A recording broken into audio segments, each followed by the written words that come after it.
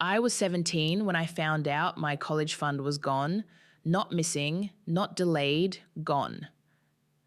My mother told me on a Tuesday afternoon in our kitchen. She didn't sit me down. She didn't choose her moment carefully. She just said it while unloading the dishwasher, her back to me. Like she was mentioning we were out of milk. We had to use your college money for Daniel's program, you understand? I didn't understand. I stood there with my acceptance letter from state still in my hand. I'd gotten in. Full academic program, not full ride, but I'd done the math 100 times. With my fund, I could do it. My grandparents had set it up when I was born. They died when I was 12, but they'd made sure I'd have a chance. What program? I asked. The Institute in California for Gifted Children. Daniel was 14. He'd tested well on some assessment the school gave, and suddenly my mother decided he was exceptional, needed specialized attention, needed opportunities that matched his potential. I'd worked 2 jobs my junior year.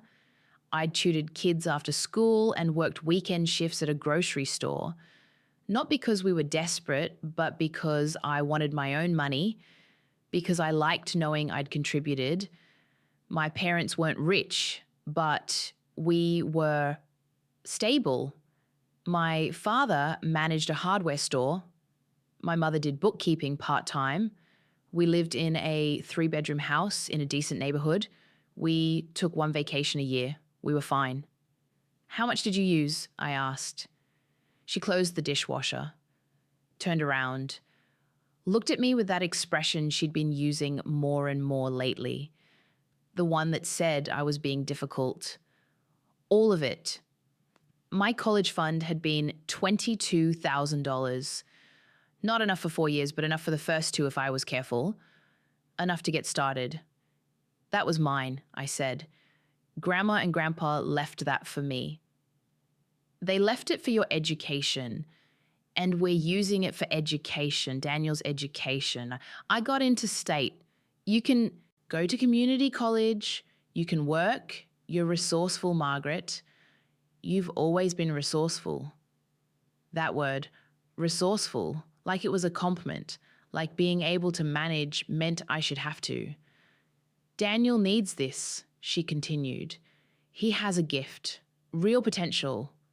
The Institute has connections to top universities. This is his chance. What about my chance? You'll have chances. You're smart enough. You'll figure it out. I didn't cry. Not then.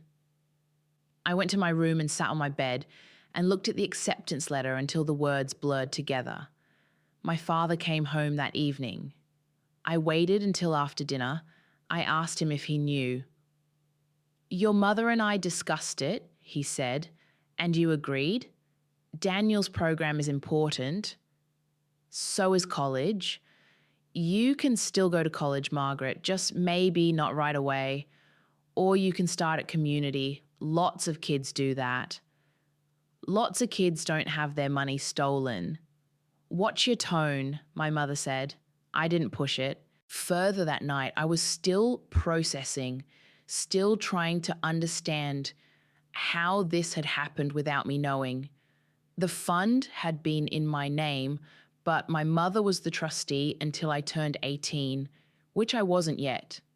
I had 4 months until my birthday, 4 months, and she'd emptied it. I asked her the next day when she'd done it. Last month, she said, the Institute needed a deposit and the first semester paid up front. You didn't think to tell me. I'm telling you now. You already spent it. We made a decision for this family. You made a decision for Daniel. Daniel is part of this family. So was I, but I didn't say that. I could see it wouldn't matter. I called state the following week, explained my situation. They were sympathetic, but clear. My acceptance stood, but their financial aid packages were already allocated. I could take out loans. I could defer and reapply next year with updated financial information. But the money I'd counted on was gone, and they couldn't replace it. I looked into loans. I was 17. I'd need a co-signer. I asked my father. We can't take on that debt right now, he said. Not with Daniel's tuition. But you could take my money? That wasn't debt, that was savings. It was my savings. He didn't answer that. I asked my mother. No, she said simply. We've made our choice. Daniel's education comes first, right now. You can wait. I tried explaining that waiting meant losing my acceptance, that reapplying meant starting over, that my grades were good now, my test scores were good now, but a year from now, I'd be a year older and competing with a new pool of students. Then you'll compete, she said. You're capable. Capable, resourceful, all these words that meant I didn't need help. Daniel barely talked to me during this time. He was excited about California, about the Institute. He showed me brochures, asked if I thought he should take the marine biology track or the astrophysics track. I don't know, I said. Mom says I can explore both first semester, see what fits. That's good. You're mad, he said. Yes.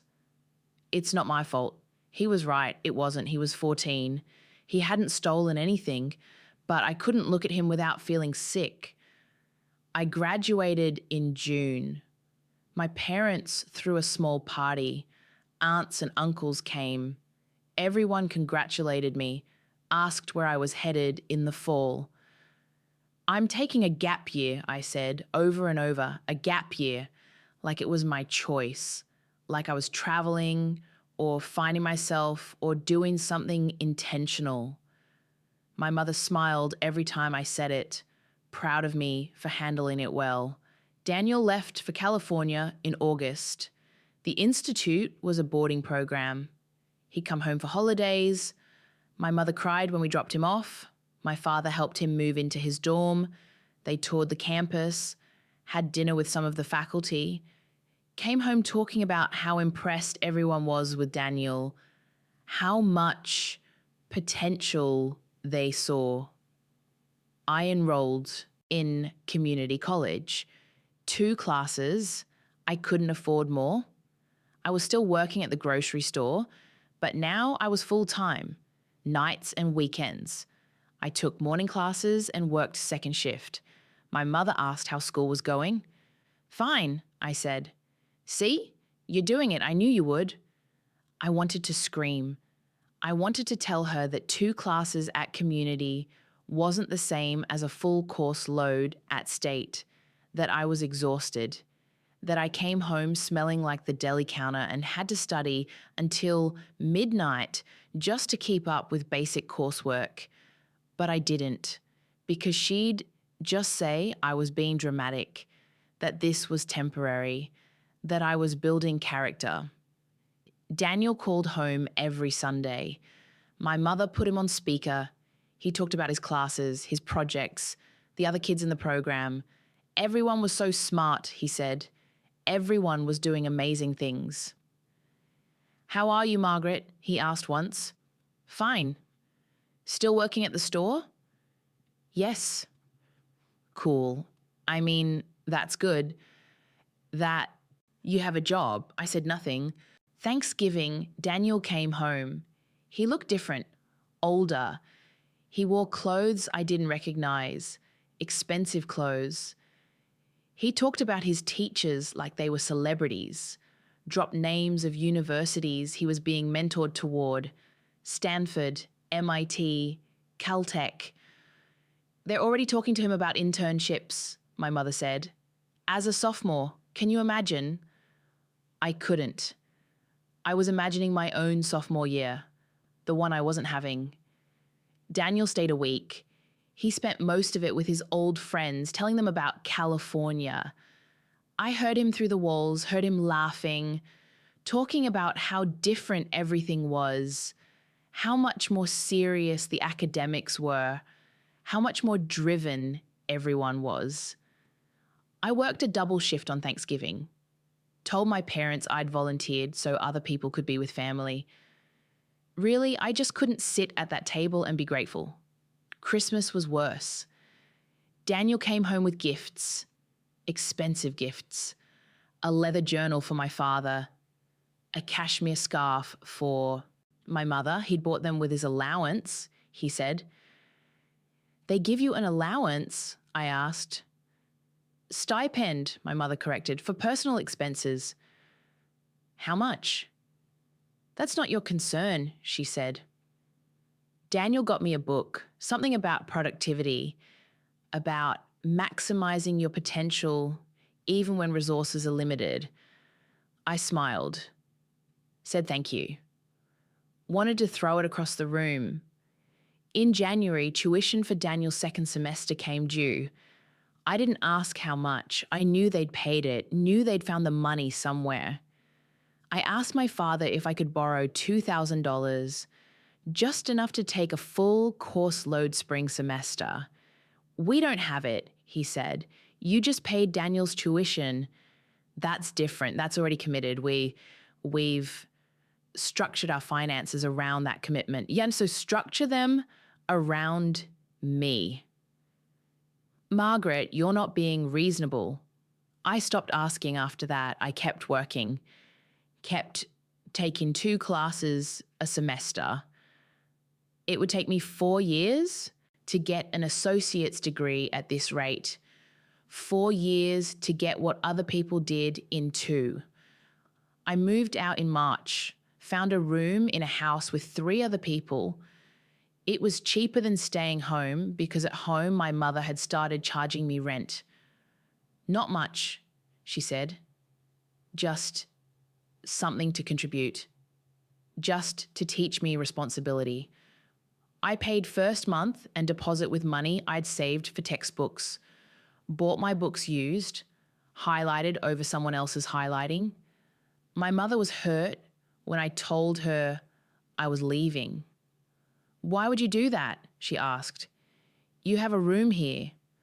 A room I'm paying for. Barely. That's not real rent, Margaret. That's just helping out.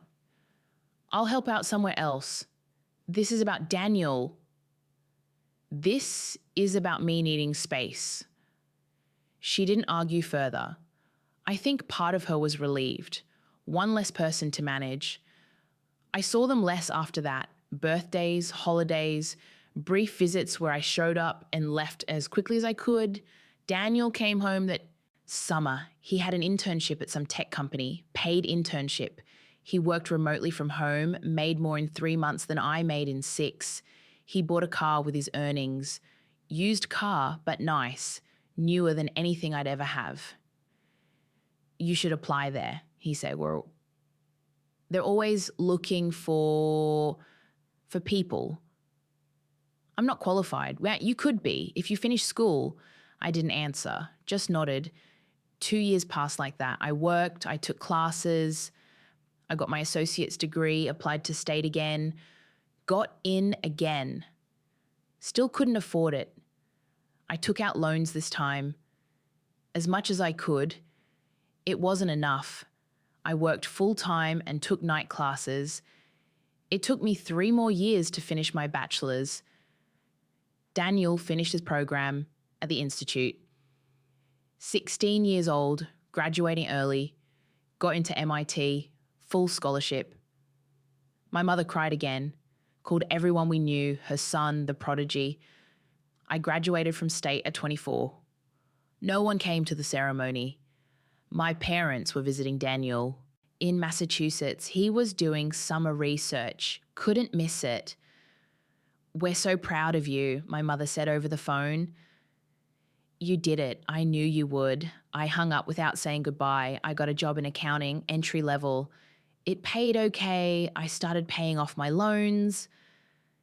They'd grown with interest. I'd be paying them until I was 40.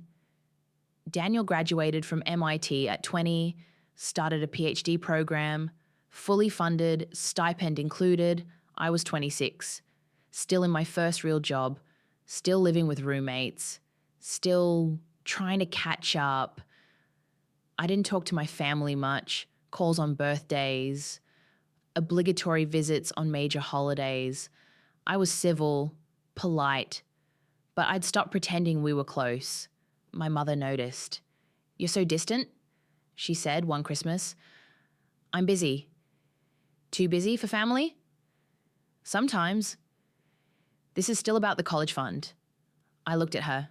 She was older now, grayer, but her expression was the same. That slight annoyance, that confusion about why I couldn't just move on. "Yes," I said, "it's still about that. Margaret, that was years ago. You went to college, you graduated, you have a good job, everything worked out. Everything worked out because I made it work out. Exactly because you're capable. We knew you could do it. You took my money and bet on me, figuring it out. We invested in Daniel because he needed it more. He got a full scholarship to MIT. He got that scholarship because of the institute, because of the foundation we gave him. You gave him my foundation. And look how well he's doing." That was it. That was always it. Look how well Daniel was doing. Look at what their investment had returned. I left early that year, told them I had to work. It was a lie. I went home and sat in my apartment and felt the weight of all those years, all that lost time. I didn't see them the next year, made excuses. They stopped pushing. Daniel defended his dissertation when he was 25. My parents flew out, sent me pictures, him in a suit, shaking hands with his advisor, celebrating at some nice restaurant. "Wish you could have been here," my mother texted. I didn't respond. Daniel got a job at a research firm, big salary, moved to Seattle, bought a condo, I got a promotion, moved to a 1-bedroom apartment, felt like I'd won something, even though I knew I was still behind. My father had a heart attack when I was 29. Not fatal, but serious. I flew home, spent a week there. He recovered slowly. My mother was exhausted. "I can't do this alone," she said. Daniel couldn't come. He had a project deadline, critical work. They understood. I took leave from my job, stayed a month, helped my father through physical therapy, managed his medications, drove him to appointments. My mother was grateful. "You've always been so good in a crisis," she said.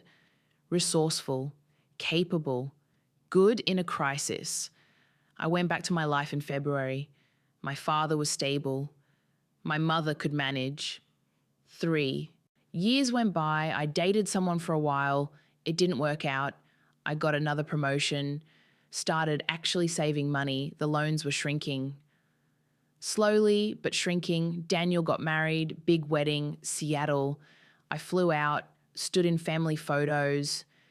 His wife was nice, also brilliant, also successful.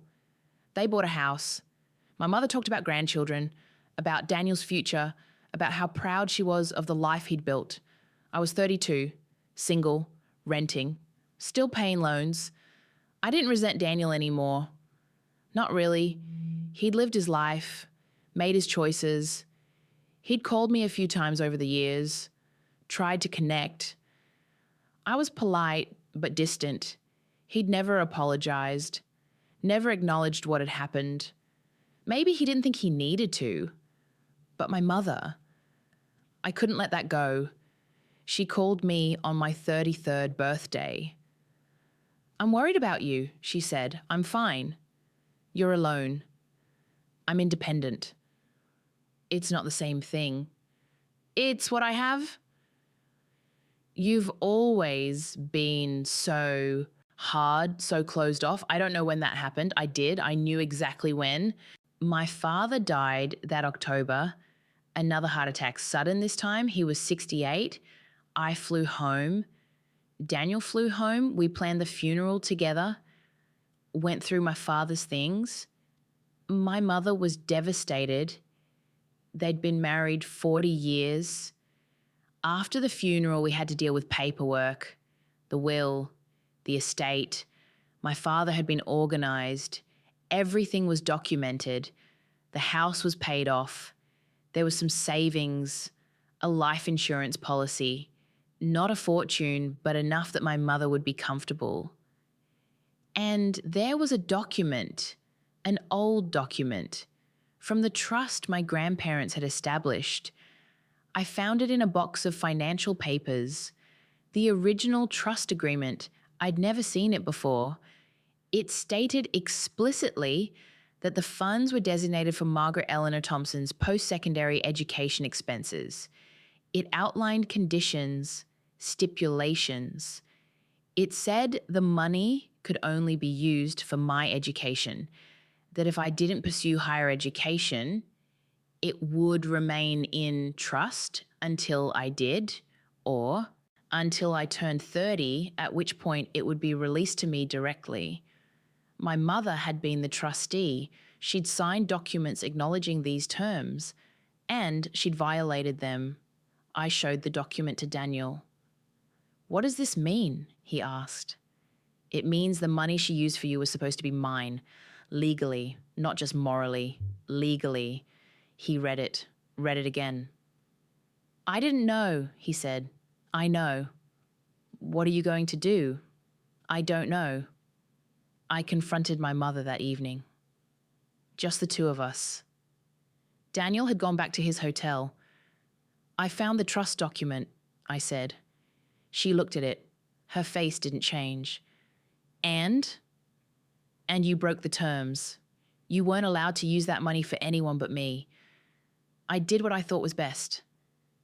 You broke the law. It's been 15 years, Margaret. No one is coming after me now. I could.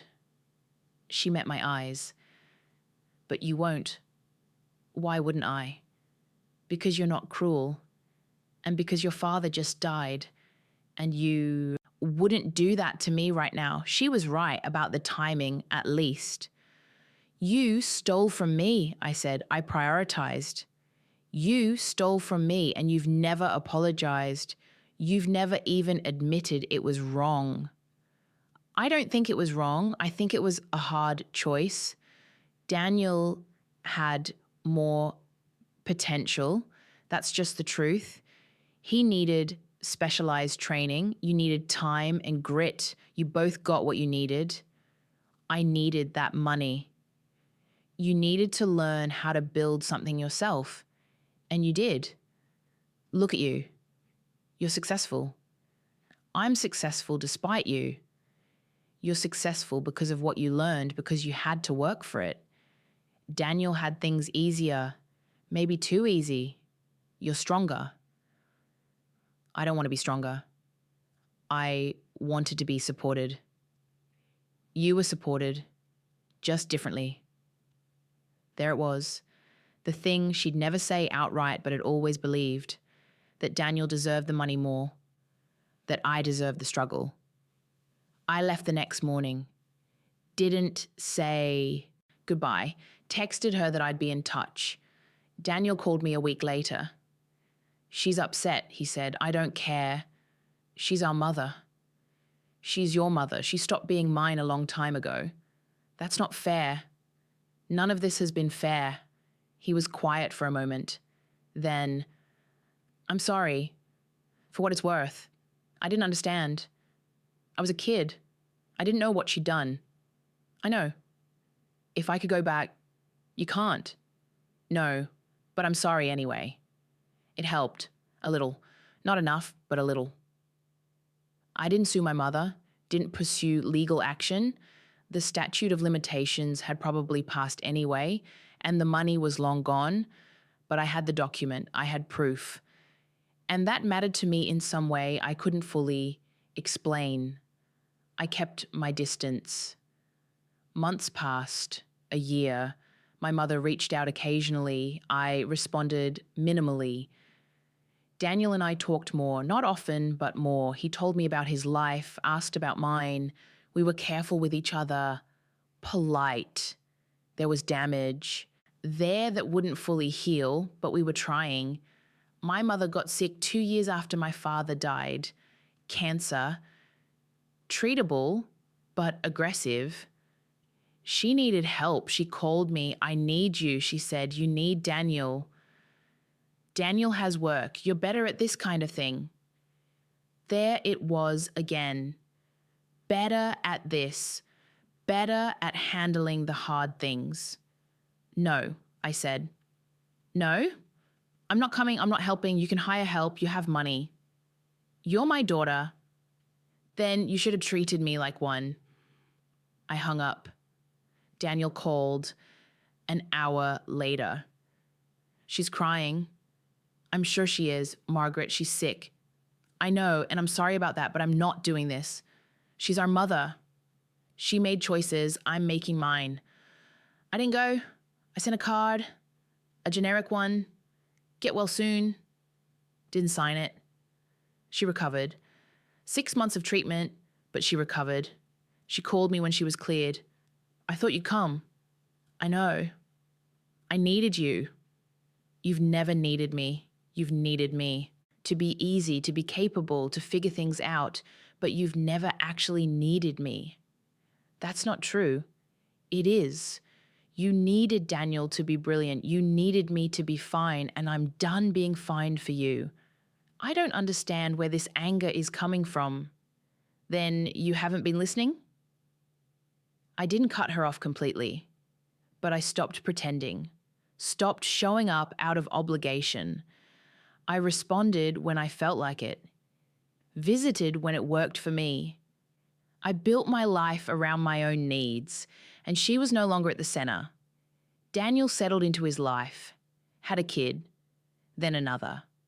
My mother became a grandmother, flew to Seattle often, sent me pictures of the grandkids. I sent gifts, kept my distance. I'm 41 now. I paid off my loans last year. I bought a small house 6 months ago. Nothing fancy, but it's mine, every inch of it. I worked for it. I earned it. I don't talk to my mother much, a few times a year. Superficial conversations.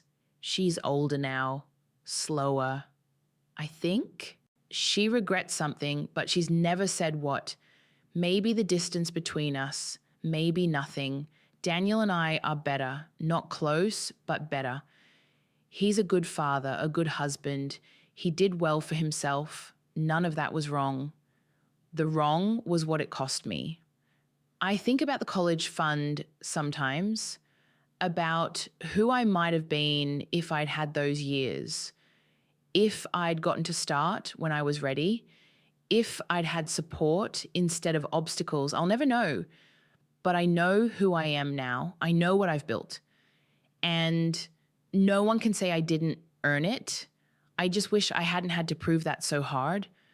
I wish my mother had believed I was worth the investment, not because I'd figure it out, but because I was her daughter and I deserved it. That's the part that still hurts. Not what I lost, but that she never thought I deserved to keep it. I've made peace with most of it. The anger is quieter now, duller. I don't think about it every day. Sometimes weeks go by and I don't think about it at all. But then I'll see something, a parent helping their kid move into a dorm, a family celebrating graduation together, someone talking about how their parents sacrificed for them. And I'll remember being 17, standing in that kitchen, hearing her say it was gone, hearing her say I'd figure it out. I did figure it out, but I shouldn't have had to. If this story meant something to you, I'd appreciate a like. And if you'd like to hear more stories like this one, you can subscribe. I'm curious. Have you ever had to rebuild after someone you trusted let you down? I'd like to know I'm not the only one.